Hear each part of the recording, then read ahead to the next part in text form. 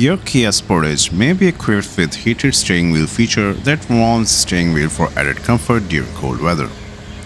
It uses built-in heated elements embedded within the steering wheel surface, which are activated by pressing a button on the dashboard.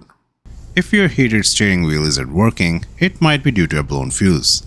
In this video, I will show you the location of the fuse for the heated steering wheel and how you can test the fuse. First, you will need to locate the fuse box.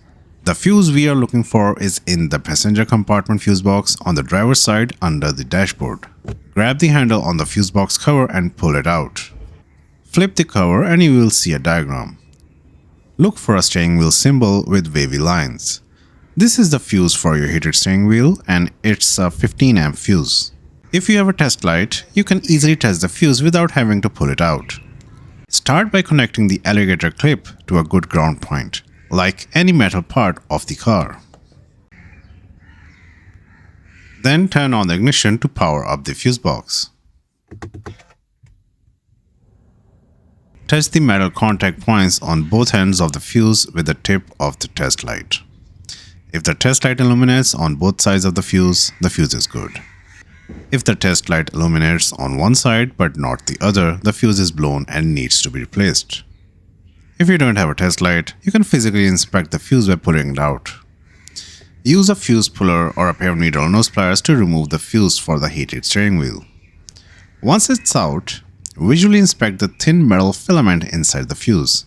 If the filament is intact, the fuse is fine. But if it's broken or burned, then the fuse needs to be replaced. Make sure you replace it with a fuse of the same amperage rating. There are spare fuses in the engine compartment fuse box if you don't have one on hand. For the third method, we are going to test the fuse with a multimeter, which is an even more precise way of checking if a fuse is functional. Set your multimeter to continuity mode. With the fuse removed from the fuse box, touch the multimeter probes to each metal end of the fuse.